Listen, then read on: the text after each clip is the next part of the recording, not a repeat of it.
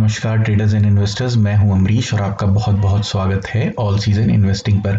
आज एक क्विक हम लुक ले लेते हैं कि क्या किया है निफ्टी ने और कल क्या कर सकता है और मैं क्या कल कह के गया था।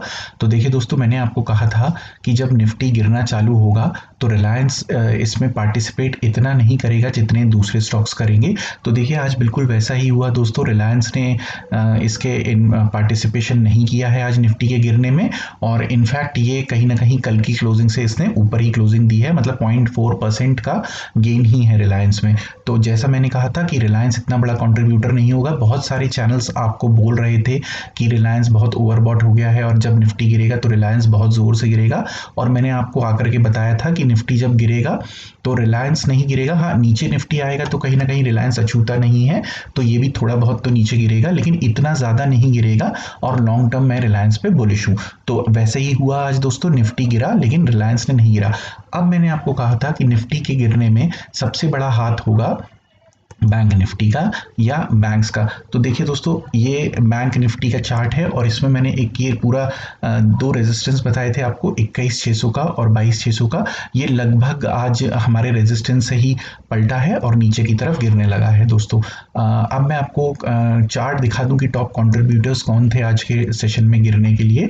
तो देखिए दोस्तों, ICICI bank, HDFC, Kotak Mahindra, Axis bank, HDFC, State Bank. मैंने आपको कहा था कि जब भी निफ्टी नीचे गिरेगा तो उसमें सबसे बड़ा रोल अदा करेगा बैंक निफ्टी या बैंकिंग सेक्टर उसके नीचे गिरने में, और आज ठीक दोस्तों देखिए वैसा ही हुआ है। निफ्टी गिरा है और पूरा निफ्टी फाइनेंशियल सेक्टर ने गिराया है।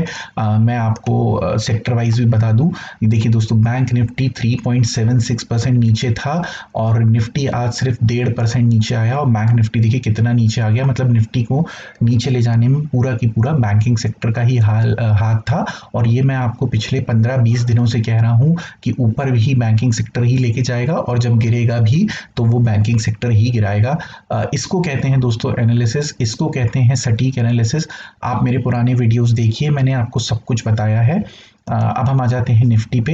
देखिए दोस्तों, मैंने कल ही आपको बोला था कि ये एक बहुत बड़ा रेजिस्टेंस जोन है। इनफैक्ट मैं 15 दिन से बोल रहा हूँ कि ये एक रेजिस्टेंस जोन है। वीकली एनालिसिस में भी मैंने बोला था कि कहीं ना कहीं ये निफ्टी इस जोन में से पलटेगा, और कल के सेशन में, कल के एनालिसिस में मैं बोल के गया था कि अगर ये ट्रेंड लाइन ब्रेक करता है निफ्टी तो मैं एक शॉर्ट ट्रेड लूंगा, और अगर जो भी उसके कंजर्वेटिव निवेशक होंगे या कंजर्वेटिव खेलने वाले होंगे वो इस लेवल पे, ये रेड लाइन है 10,330 के आसपास की, यहाँ अपना शॉर्ट बुक कर ले पहला इंट्राडे बेसिस पे, और इसका सपोर्ट आएगा पहला 10,000 पे, दूसरा 9800 पे। इसके आगे का दोस्तों मैं जब जब जैसे जैसे जो आएगा आपको बताता जाऊंगा। दोस्तों ये मेरा एक रिपोर्ट कार्ड था। अब कल के लिए अगर निफ्टी यहाँ इसके 10,300 के नीचे सर्वाइव करता है तो मैं फिर से आपको इंट्राडे बेसिस पे शॉर्ट करने की सलाह दूंगा।